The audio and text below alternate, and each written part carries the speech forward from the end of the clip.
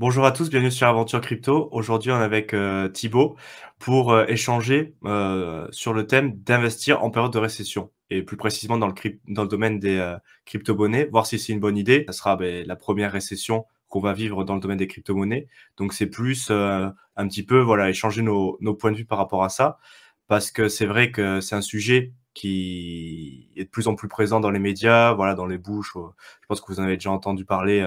Ouais, il y a des estimations. Alors en France, on ne sait pas encore où on en est. Selon la définition de baisse du PIB durant 2 mois consécutifs, bon, avant c'était Deux défini comme trimestres, ça. c'est 2 trimestres. 2 trimestres, pardon, ouais. 2 trimestres consécutifs de baisse du PIB, on était en période de récession. Apparemment, là, ils ont changé la définition, ce que tu me disais, Thibaut, en off avant de commencer. Et du coup, bon, officiellement, on serait pas en période de récession, mais il y a des indicateurs pour fin 2022, 2023. Il y a plein d'acteurs voilà, financiers au niveau français, européen, même mondial, qui préfigurent qu'il y a plein d'indicateurs qui indiquent qu'on va rentrer à une récession au niveau mondial. Et du coup, c'est plus voilà, pour se demander est-ce que c'est une bonne idée du coup d'investir et dans le domaine des crypto-monnaies qui est considéré un peu plus risqué en période de récession, ou alors est-ce qu'il vaut mieux éviter d'investir dans les prochains mois, voire prochaine année, et attendre une période un peu plus favorable. Alors voilà, moi c'est pour échanger avec Thibaut et pour commencer peut-être, voilà, je sais pas ce que t'en penses Thibaut. Moi pour ma part, mais il me semble que voilà, en période de récession ou de baisse de marché, on a vu que les investisseurs et souvent les investisseurs institutionnels ont tendance à hedger le risque, donc à sortir le risque de leur portefeuille d'investissement. Et donc, concrètement, ça veut dire qu'ils commencent à vendre les actifs qu'ils considèrent les plus risqués. Et en premier, les crypto-monnaies, on a vu dès qu'il y a eu une baisse de marché, un optimisme et voilà toute la tendance haussière qui s'est retournée. Il y a eu des grosses ventes qui se sont fait avec des gens qui se sont démis de leur position en crypto-monnaie parce que voilà, ils n'étaient pas rentrés pour l'idéologie, clairement, ils étaient rentrés pour profiter du cycle haussier. Et du coup, dès qu'il y a eu un retournement de tendance, ils ont profité pour vendre leur position ou alors ils avaient déjà vendu avant pour prendre leur gain. Et du coup, voilà, moi je vois plus une continuation des baisses des prix parce qu'actuellement, on tourne la vidéo, on est en septembre 2022, donc on est bien en bear market. Et voilà, il y en a qui a dit on a atteint le bottom, on n'a pas encore atteint. Moi, je pense que ça va continuer à baisser. De plus, si la Fed continue d'augmenter ses taux, s'il y a une restriction du crédit, je pense qu'on n'a pas encore atteint le plus bas du cycle. Et si on rentre en période de récession officielle, voilà, avec tous les acteurs qui sont bien conscients de ça, je pense que ça va continuer de baisser et avec potentiellement des opportunités d'acheter des crypto-monnaies, de rentrer sur ce type d'actifs à des prix euh, plus bas. Et voilà, enfin, moi, pour ma part, je pense que c'est pas une mauvaise idée, au moins si vous n'êtes pas encore intéressé, commencez à s'y intéresser pour rentrer en DCA, donc petit à petit, pas tout d'un coup, pour profiter de la vague baissière et, euh, et profiter du cycle haussier qui viendra forcément à un moment donné. Le problème, c'est qu'on ne sait pas quand ça pourrait arriver. Et donc, toi, Thibaut, est-ce que tu aurais une idée là-dessus est-ce que tu partages cette idée-là ou pas du tout? Alors, moi, enfin, c'est un sujet qu'on avait déjà un petit peu commencé à traiter sur des vidéos qu'on a tournées ensemble il y a quelques temps. On verra en fonction de ce que tu auras publié sur YouTube.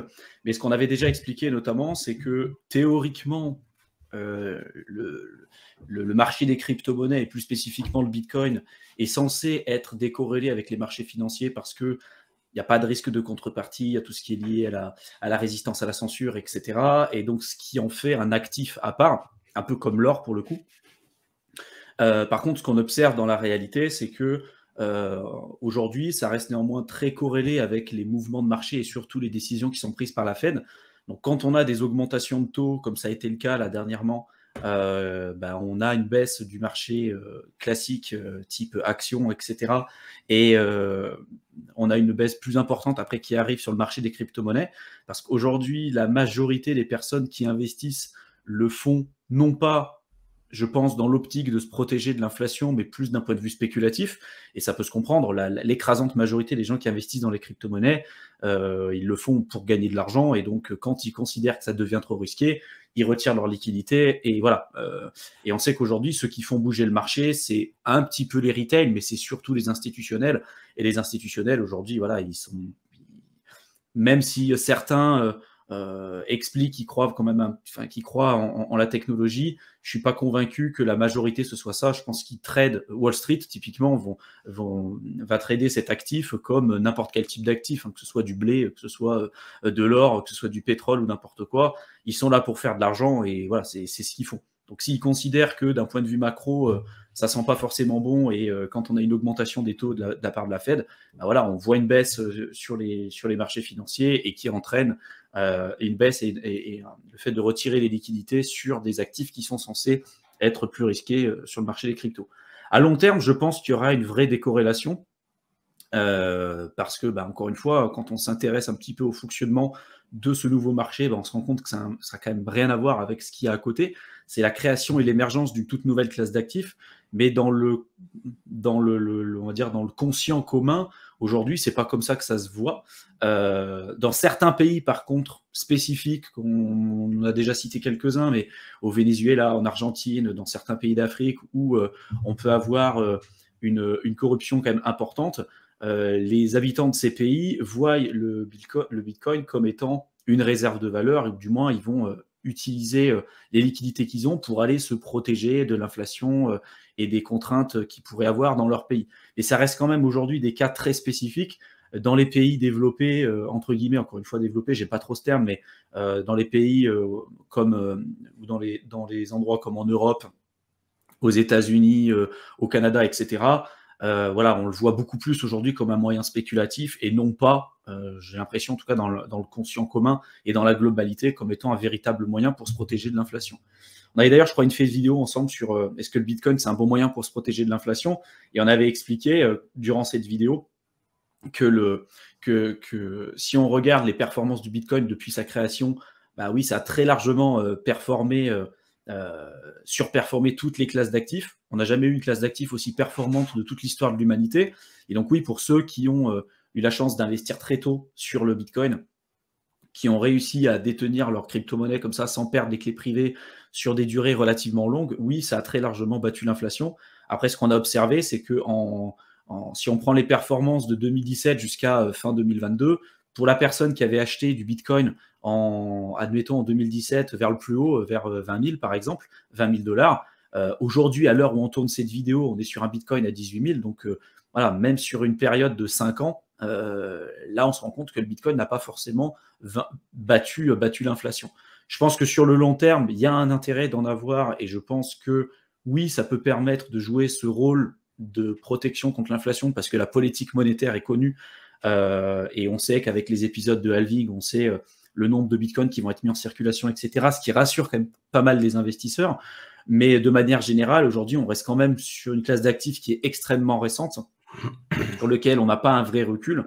Donc pour tous ceux qui s'intéressent, qui sont un peu dans l'ancienne génération, je veux dire, pas les jeunes de notre génération, mais l'ancienne génération, ça va être plutôt les investissements dans les métaux précieux, l'or, l'argent, parce que là, pour le coup, on a des centaines, voire des milliers d'années d'historique sur ça, et on sait que peu importe les guerres, les récessions, ça a joué son rôle de réserve de valeur, donc ça, c'est acté, pour le coup. Pour le Bitcoin, j'ai l'impression que c'est beaucoup plus dans la vision, en tout cas, des jeunes, tu vois, de notre âge, les nouvelles générations, ça leur parle beaucoup plus, et ils ont beaucoup plus envie d'investir dans les crypto-monnaies que sur les métaux précieux qui font plutôt partie, j'ai l'impression, de l'ancienne génération. Et je suis pas là à dire c'est mieux les crypto-monnaies, c'est mieux les métaux précieux. Je trouve que les deux ont leur rôle à jouer dans un portfolio aujourd'hui, dans un portfolio équilibré. Mais pour en revenir quand même au sujet de cette vidéo, qui est celui de la récession aujourd'hui, j'ai l'impression que je suis un peu comme toi, c'est-à-dire que je pense qu'on n'a pas encore atteint la dernière vague baissière. Je le répète, on est en septembre 2022 à l'heure où on tourne cette vidéo, et je ne sais pas quand est-ce que la vidéo sera publiée, mais je pense qu'on aura une dernière vague baissière qui devrait arriver d'ici la fin de l'année, avec des niveaux quand même assez intéressants pour ceux qui souhaiteraient investir sur les 3-4 prochaines années. Et d'ailleurs, même aujourd'hui, ceux qui souhaitent investir sur du long terme, donc 3-4 ans, voire plus, dans le secteur des crypto-monnaies, il y a déjà des cryptos aujourd'hui avec des niveaux très intéressants. Donc, l'économie, de toute façon, fonctionne par cycle, comme le marché des crypto-monnaies. Tout ce qui monte ne monte jamais jusqu'au ciel, tout ce qui descend ne descendra jamais pour toujours. Il y aura un moment donné où ça va se reprendre. Pour l'instant, avec les problématiques d'inflation qu'on voit un peu de partout, l'augmentation des matières premières, du prix de l'énergie, etc., ça fait mal quand même à pas mal de pays, à pas mal de gens.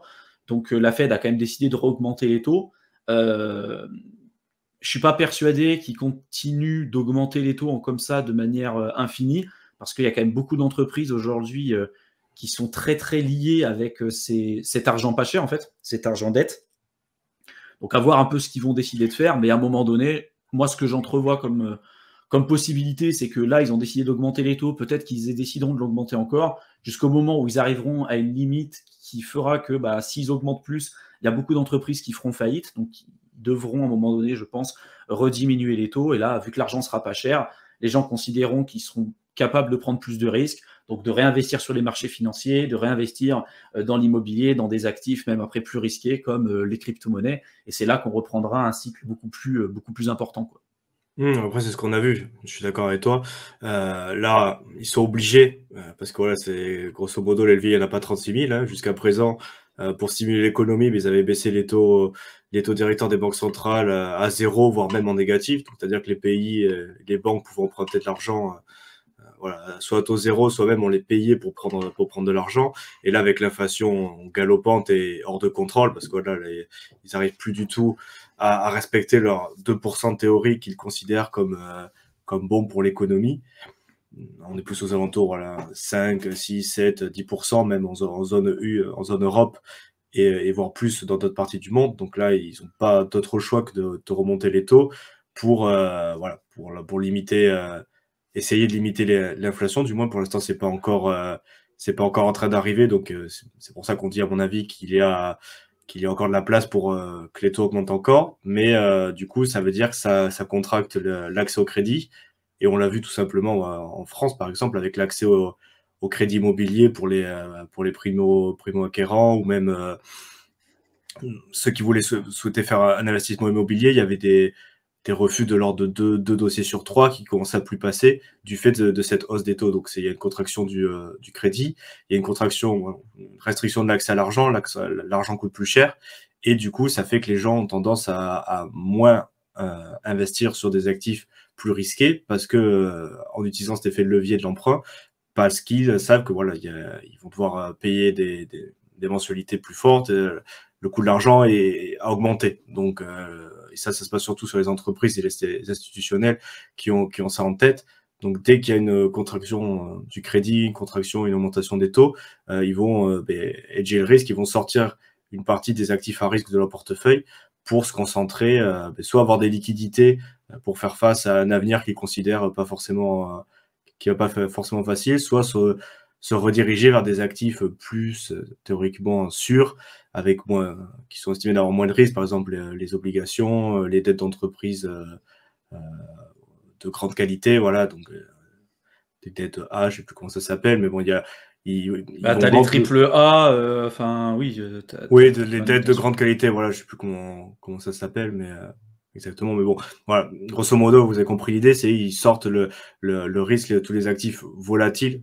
Il suffit de vidéos entre risque et volatilité, mais voilà, c'est plus les actifs considérés volatiles, et tout le monde est dans l'optique un petit peu de se protéger et voilà, prendre des mesures pour un futur qui considère où il n'y a pas y avoir une explosion économique, ou voilà, c'est plus potentiellement une récession. Donc on va chercher à se protéger contre ça. Et après, sur le côté historique dont tu as parlé aussi, c'est vrai que sur les métaux précieux, on a un gros historique, et c'est vrai que sur la crypto-monnaie, au final, la dernière grosse crise officielle que tout le monde a encore dans les mémoires, ça serait la crise de 2008, la crise des subprimes immobilières qui a bien bouleversé tout le monde financier, qui a eu des conséquences même sur le monde réel. Et du coup, le Bitcoin, ça a été créé un peu suite à cette crise-là pour répondre un petit peu de manière idéologique à tout ce qui s'était passé dans le monde de la finance, et pour proposer une solution d'argent disponible en peer-to-peer, voilà, sans passer par l'autorité des banques. Donc ça, c'était un peu l'idéologie initiale.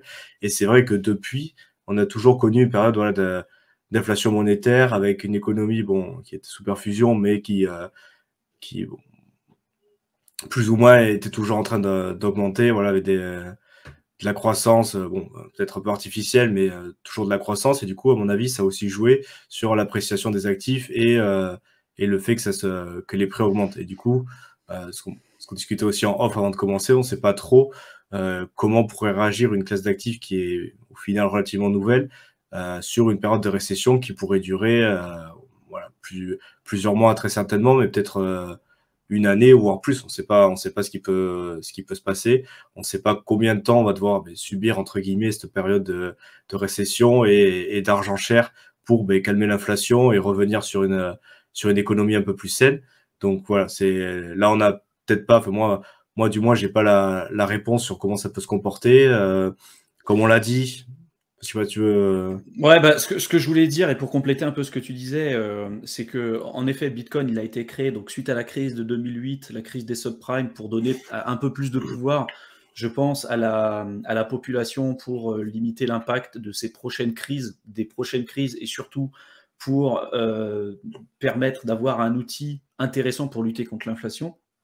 Donc ça, c'était l'idéologie de base.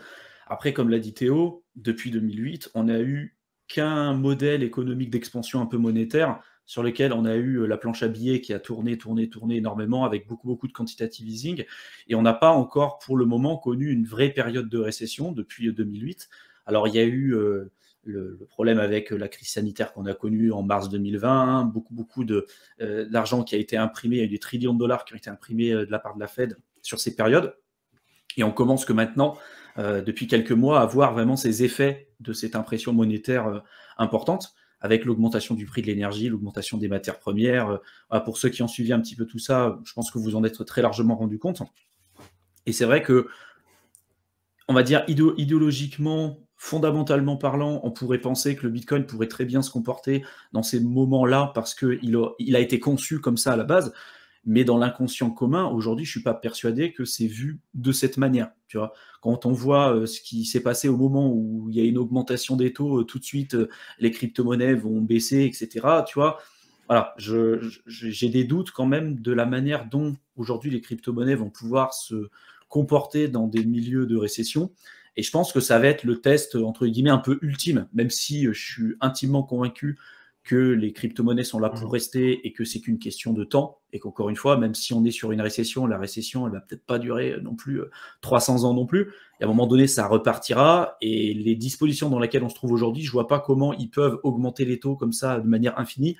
Je pense qu'à un moment donné, ils arriveront à une limite, et ils referont comme ce qu'ils ont toujours fait depuis 2008, c'est-à-dire imprimer de l'argent pour essayer de diluer leurs dettes, etc., parce qu'aujourd'hui, ils peuvent pas revenir en arrière. On avait fait d'ailleurs une vidéo qui parlait du grand reset. Et le grand reset aussi, parmi les dispositions qui sont faites, c'est de trouver des solutions pour faire en sorte de se dire, bah voilà, aujourd'hui les dettes, elles sont tellement importantes, il n'y a pas un gros pays qui est capable de vraiment les rembourser. Donc, c'est de trouver une solution. Soit on fait tous défaut sur notre dette, soit on essaie de créer un autre système, en fait, pour éviter que ça pose souci. Tu vois. Et je pense qu'on va arriver sur quelque chose comme ça. Je pense que sur les prochaines années, ils vont continuer d'imprimer, parce que de toute façon, aujourd'hui, c'est comme un addict, hein, c'est comme un drogué. Dès qu'il a trouvé quelque chose qu'il aime bien, il va y aller jusqu'à ce qu'il meure. Là, je pense que c'est un peu... Bon, je le vois comme ça, hein, je suis peut-être un peu pessimiste, mais je pense qu'ils vont continuer de le faire. Attention de ne pas tomber dans les travers en disant 2023, c'est la fin, c'est bon, c'est la fin de l'économie et tout. Beaucoup attendent ce fameux crash. Il y a des personnes qu'on suit, comme Mike Maloney sur Internet, qui est un gros spécialiste des métaux précieux. Et il y a des gens comme ça qui sont des gold bugs, qu'on appelle, des gens qui attendent en fait et qui voient avec les chiffres économiques, qui analysent toutes les datas de la Fed et tout, et qui sont à fond là-dedans et qui se rendent compte en final que économiquement ça tient pas la route, qu'à un moment donné ça va se casser la gueule. Il y a des gens comme ça fait 40 ans en fait qu'ils attendent que ça se casse la gueule et pour autant ça continue de monter. Et peut-être qu'on est encore dans cette disposition. J'ai aucune idée du temps que ça va prendre, mais faire attention de pas non plus vous dire ah bah attention c'est bon cette année-là c'est le moment où ça va plonger, parce que s'ils continuent de réimprimer de l'argent, ils peuvent, je ne sais pas combien de temps, mais ils peuvent peut-être tenir ce système sous perfusion pendant 10, 15, 20, 30, 40 ans. J'en ai aucune idée. Mais je vois trop de personnes aujourd'hui, même des gens qui sont bien plus intelligents que nous, hein, sur ces aspects analyse économique, qui n'investissent pas, qui mettent tout leur argent dans les métaux précieux. Et quand on voit les performances des métaux précieux sur les 40 dernières années, ça fait peur en fait. On aurait mieux fait en fait de se dire bah vas-y, je mets sur du S&P, je mets sur des crypto-monnaies. Et on avait parlé du coût d'opportunité, ça aussi c'est un point extrêmement important à prendre en compte, tu vois. Donc comment va se comporter les crypto-monnaies dans un milieu de récession? Franchement, j'en ai aucune idée. Je pense que sur le court terme, il y aura une baisse importante parce que les gens auront peur. Après, il y aura un test qui se fera avec les gens qui croiront vraiment en cette technologie et qui verront un intérêt d'avoir ça plutôt que d'avoir trop d'euros, trop de dollars ou trop de devises spécifiques. Et d'ailleurs, quand on analyse les devises, on se rend compte qu'aujourd'hui, bon, toutes les devises perdent énormément en valeur, mais il y a des devises qui perdent beaucoup plus de valeur, enfin de la valeur plus rapidement que d'autres. Et ça a été le cas de l'euro. Hein. Si vous regardez la parité euro-dollar sur les 6 derniers mois, l'euro a pris quand même une sacrée cascade. Là, ce matin, j'ai vu qu'il y avait la livre sterling aussi qui a pris un sacré coup face au dollar. Donc voilà, en fait, c'est pas parce que le dollar a pris de la valeur. Hein. C'est juste qu'en fait, c'est comme si vous imaginez que chaque devise, c'est un bateau. Tous les bateaux sont en train de couler, mais il y a des bateaux qui coulent plus vite que d'autres, quoi. Voilà. Et le dollar, aujourd'hui, c'est celui qui coule le moins vite. Donc, c'est celui qui conserve le plus le pouvoir d'achat, on va dire, de la population ou de ceux qui détiennent du dollar. Mais pour en revenir au sujet des crypto-monnaies, je suis pas convaincu que sur le court terme, en tout cas, tant qu'il n'y aura pas une baisse des taux, reprise de l'impression monétaire, je vois pas une augmentation comme ça ou une reprise tout de suite du marché des cryptos, quoi. Marché de crypto et autres actifs aussi, parce que les actions, c'est aussi très corrélé à tout ça. Donc au final, et après, je voulais rajouter, on a parlé Goldbug et tout ça, et c'est vrai qu'on a aussi, on en parle souvent aussi sur d'autres vidéos. Il faut faire attention à certains schémas narratifs, parce que c'est vrai que ces personnes-là, on a l'impression, après moi je m'y intéresse aussi, ils ont des choses très intéressantes à dire, mais c'est vrai qu'on voilà, ils ont un schéma. Voilà, ils ont un schéma en se disant, l'économie, il y a bout de souffle, voilà, il va falloir il va y avoir un crash, il va y avoir un reset, il va y avoir quelque chose qui va se passer de manière imminente parce qu'on est arrivé à des tels niveaux d'aberration sur le niveau de dette et tout ça. Bon, ça va pas pouvoir continuer très longtemps, sauf que ça fait déjà 10 ans qu'ils sont sur ce schéma-là et au final, plus, hein. Tu prends des personnes comme Peter Schiff, ça fait 45, 50 ans, j'en sais rien, je sais pas quel âge il a. Même avant la crise, et du coup pendant la crise des subprimes, c'était voilà, c'est bon, on est en train d'arriver et tout. Là, on se rend compte on est des facteurs de x10, x100 de dette, d'impression monétaire par rapport à ce qui s'est fait en 2008. Et au final, pour l'instant, le système tient toujours. Bon, il y a beaucoup d'inflation, mais il n'y a pas des gros crashs et d'événements cataclysmiques comme ce pourquoi ils se préparent depuis des dizaines d'années. Et en plus de ça, leur schéma narratif, c'est de dire que pour ce grand reset, les pays vont rebaser tout leur système monétaire sur l'or et sur l'étalon or, ouais. Sur l'état, ils remettre une sorte d'étalon or, alors pas forcément comme ce qui se faisait avec Bretton Woods, je sais plus exactement, en 1971. Avant 1971, ouais, avant. Voilà, avant tout ce qu'il arrête la parité.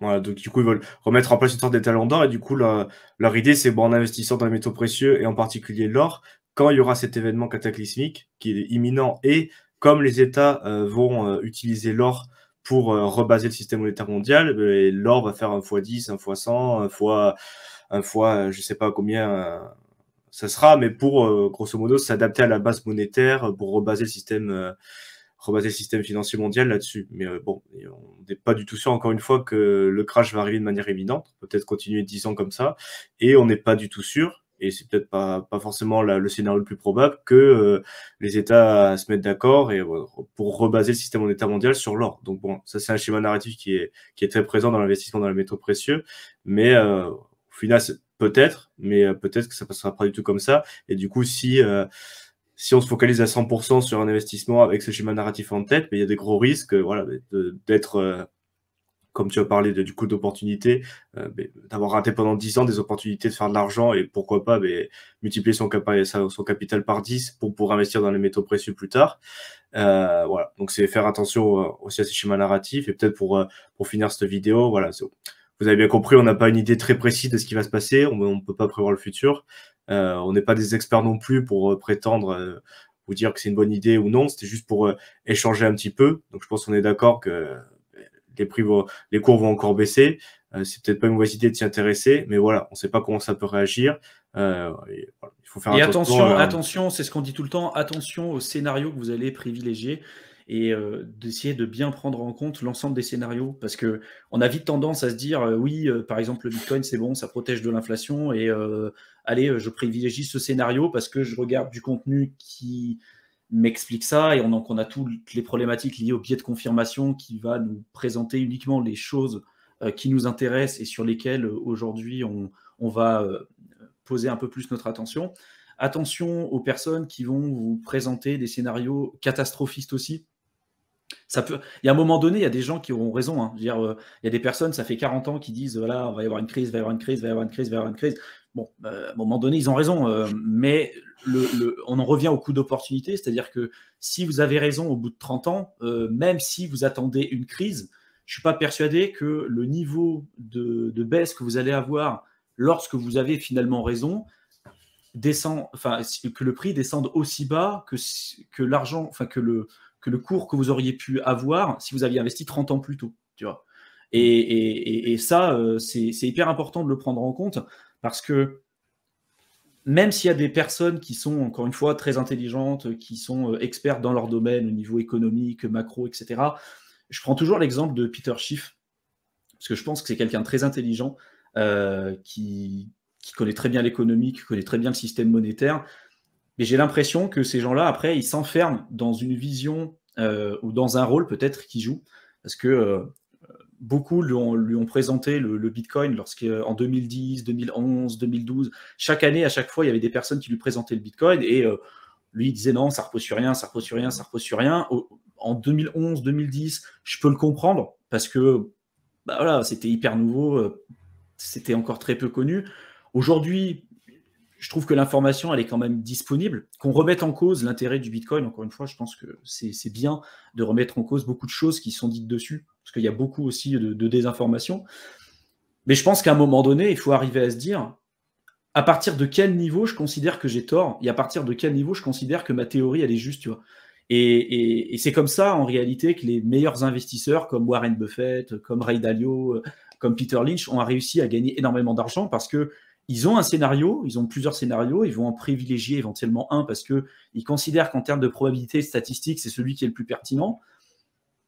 Et à partir du moment où ils ont quelques indicateurs aussi qui vont dire bah voilà, là je suis plutôt dans ce que j'ai raison et là j'ai plutôt dans ce que j'ai tort. Et si à un moment donné ils se rendent compte au bout d'un certain temps que le scénario qu'ils avaient privilégié c'est pas le bon, bah ils vont changer leur fusil d'épaule et ils vont remettre à niveau leur vision du monde et leur vision de l'investissement qu'ils ont pu faire. Et ça, je trouve que c'est une démarche qui est beaucoup plus intelligente, en tout cas. Et j'ai l'impression que certaines personnes, et encore une fois, je ne dis pas que c'est des personnes bêtes, hein, loin de là, mais malheureusement, j'ai l'impression qu'il y a des personnes comme ça qui s'entêtent sur une vision, un schéma narratif spécifique qu'ils ont eu de leur côté. Et il n'y a qu'à voir le coup d'opportunité que ça a pu faire pour Peter Schiff quand on lui a présenté le Bitcoin en 2010, 2011, 2012. Vouloir à tout prix avoir raison, quelquefois, vous pouvez perdre beaucoup plus d'argent que des fois retourner votre veste et vous dire bah oui, j'ai pas la science infuse, je pense pas tout connaître. Et voilà, je pense que c'est en étant comme ça, en étant ouvert, que vous arriverez à prendre des bonnes décisions. Et c'est ok de se tromper, c'est ok de changer d'opinion à un moment donné, parce que la vie, selon moi, elle n'est pas tout rouge, tout noir. Voilà, il y a toujours un équilibre à avoir, quoi. Je sais pas si tu es d'accord avec moi là-dessus. Bah oui, non, tout à fait. Il n'y a pas à débattre là-dessus, je suis totalement d'accord. Donc voilà, faut encore une fois un message d'ouverture d'esprit. Et ouais, il faut pas nous écouter uniquement que nous non plus. Voilà. Nous, on partage ce type de vidéo, ce type de contenu, c'est pour échanger nos opinions. Mais voilà, en aucun cas, ça doit être pris comme des conseils d'investissement ou être pris au prix de la lettre. Voilà, on peut se tromper. On partage qu'on découvre, mais voilà, on n'a pas une vision forcément holistique et complète de toute la situation. On n'est pas forcément partial tout le temps. Donc bon, voilà, faites attention et continuez de vous renseigner. Et voilà, si ça vous intéresse plus de contenu dans ce genre, n'hésitez pas à suivre cette chaîne. Et si vous voulez du contenu plus sur investissement de manière générale, mais aussi le business en ligne, n'hésitez pas à suivre la chaîne de Thibaut. Je mettrai le lien dans la description. Voilà, il y a plein de contenu à allez regarder, écouter si ça vous intéresse. Et ben, du coup, pour notre part, voilà, pour pas allonger la vidéo encore plus, on vous laisse et on vous retrouve dans une prochaine vidéo. Merci, au revoir. Salut à tous.